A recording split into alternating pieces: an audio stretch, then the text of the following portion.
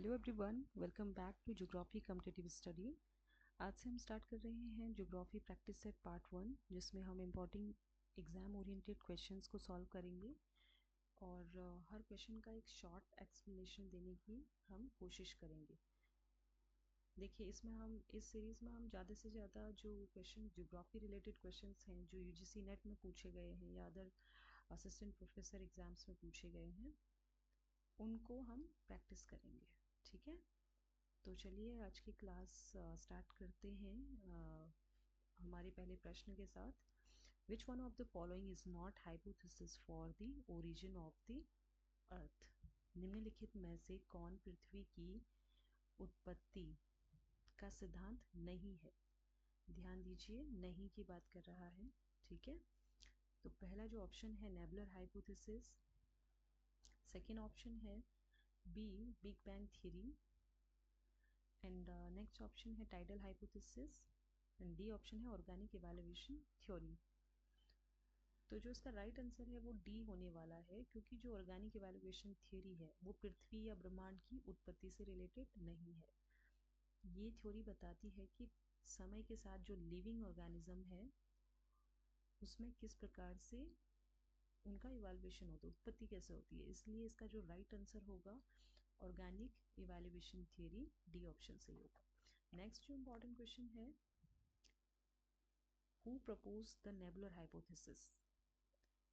निहारिका सिद्धांत किसने प्रस्तुत किया था? ए ऑप्शन है एडविन हबल, बी ऑप्शन है Immanuel Kant and Laplace, C option है स्टीफन हॉकिंग, डी ऑप्शन है गैलीलियो।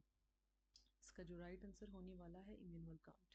देखिए, जो नेबुलर हाइपोथेसिस है, ठीक है, इसके अनुसार सूर्य और जो ग्रह है एक बहुत बड़ी विशाल गैसीय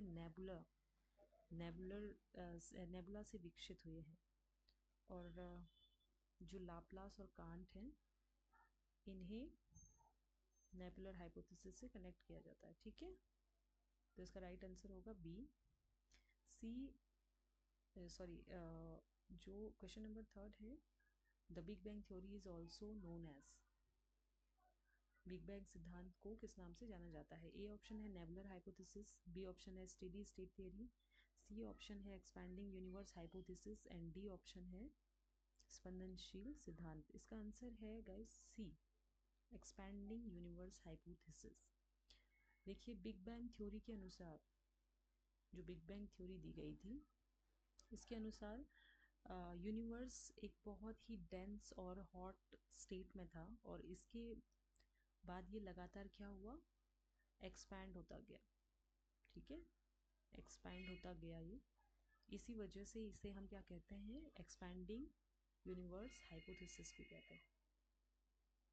क्वेश्चन नंबर 4 है, the age of the earth is approximately, पृथ्वी की आयु लगभग कितनी मानी जाती है?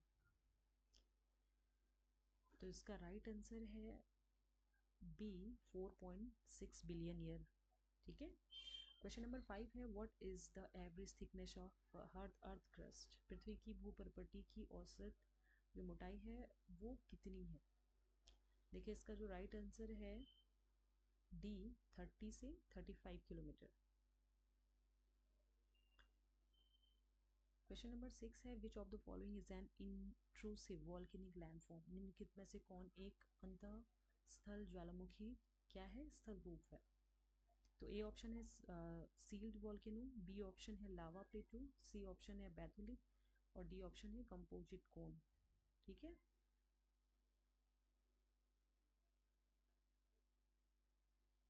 तो इसका राइट आंसर है सी, बैथोलिथ।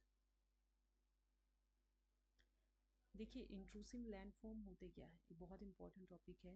इंट्रूसिव लैंडफॉर्म, जब मैग्मा पृथ्वी के अंदर क्या होता है, धीरे धीरे ठंडा होकर क्या होता है, सॉलिडिफाई होता है, तो एक तरीके के जो लैंडफॉर्म बनते हैं, इंट्रूसिव लैंडफॉर्म बनते हैं। ठीक है, तो बैथोलिथ इसका इस पूरे क्वेश्चन में क्या है, इसका एक इम्पॉर्टेंट क्या है, एग्जाम्पल, तो इसका आंसर भी हो गया बैथोलिथ।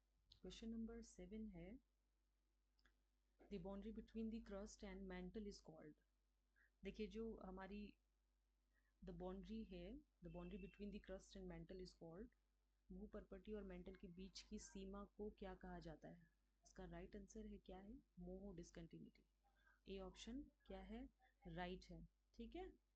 क्वेश्चन नंबर 8 है, which wave cause the maximum destruction during an earthquake. ठीक है। तो जो भूकंप है उसके दौरान अधिकतम अधिकतम अधिकतम अधिकतम अधिकतम विशाल किस तरंग के कारण होता है। भूकंप के दौरान अधिकतम विनाश किस तरंग के कारण होता है।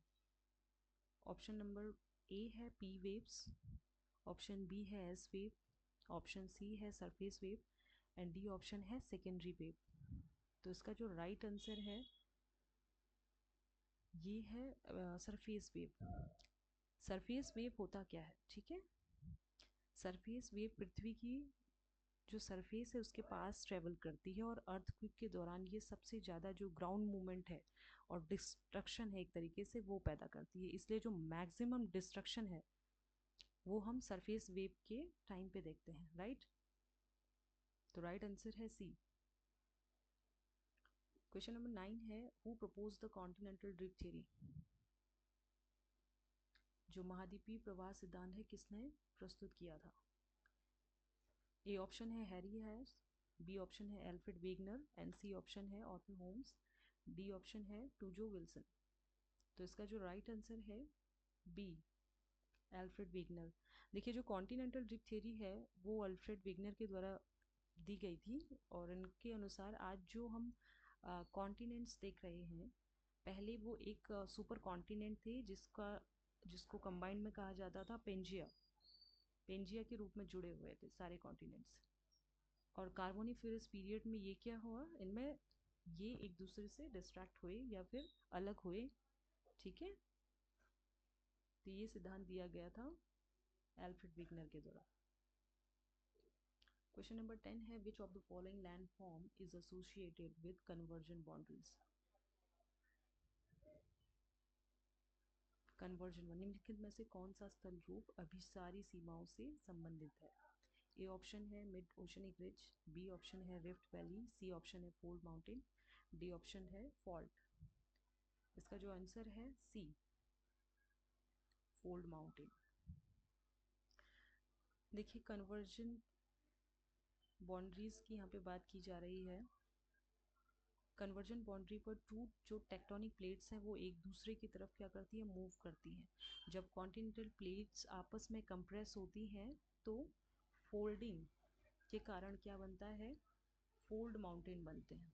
ठीक है, ये एक तरीके का फोल्ड आपको दिखाई दे रहा है, इस तरीके के माउंटेन। और अगर दो प्लेटें एक दूसरे से दूर जा रही हैं तो किस तरीके के लैंडफॉर्म दिखेंगे, फॉल्ट और रिफ्ट वैली और जो मिड ऑस्ट्रेनिक रिजेस हैं ये सब किसके फॉर्म में दिखेंगे आपको, जब दो प्लेटें एक दूसरे से दूर जा रही हैं, राइट। नेक्स्ट जो इम्पोर्टेंट क्वेश्चन है, according to the conventional current theory the movement of tectonic plates is caused bye.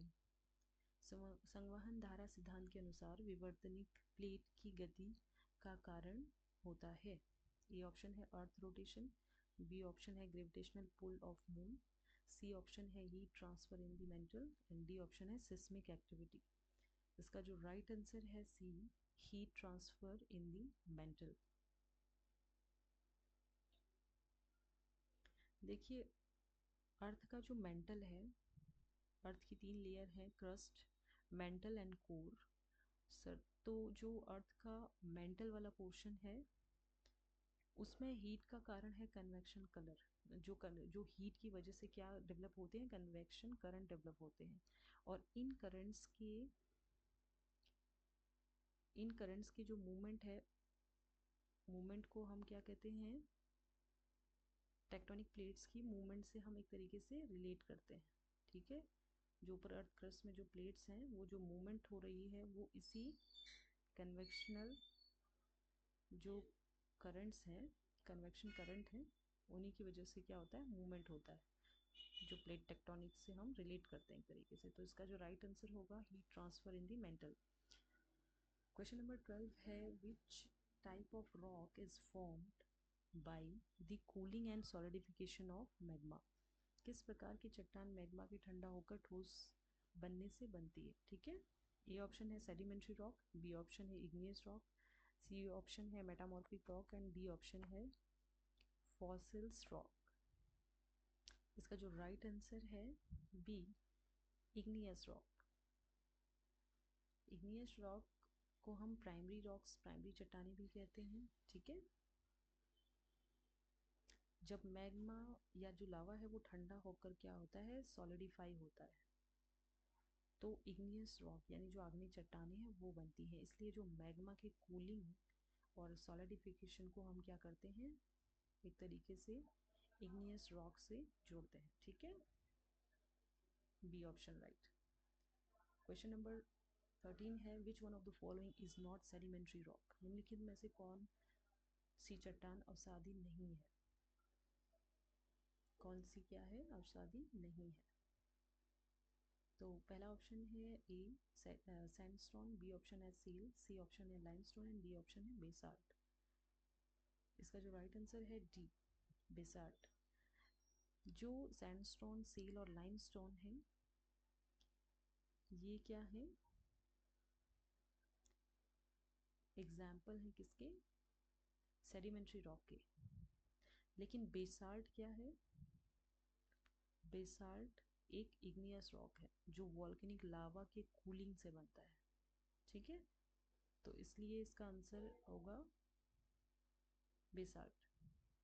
Question number 14 है, which is the most abundant element in the earth crust. पृथ्वी की भूपर्पटी में सबसे प्रचुर मात्रा में पाए जाने वाला तत्व कौन सा है? ए ऑप्शन है सिलिकॉन, बी ऑप्शन है एल्यूमिनियम, सी ऑप्शन है ऑक्सीजन, डी ऑप्शन है आयरन। तो इसका जो राइट आंसर होगा वो है ऑक्सीजन।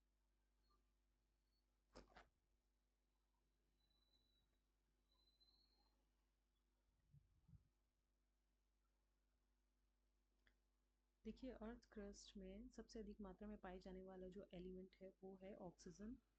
इसके बाद ऑक्सीजन के बाद क्या है, सिलिकॉन, और उसके बाद एल्यूमिनियम। ऐसे 21 जो एलिमेंट हैं वो अर्थ क्रस्ट पे हैं, तो सबसे अधिक मात्रा में ऑक्सीजन मिलता है अर्थ क्रस्ट पे। इस पार्ट का जो अंतिम प्रश्न है, question number 15, which one of the following is result of exogenic process.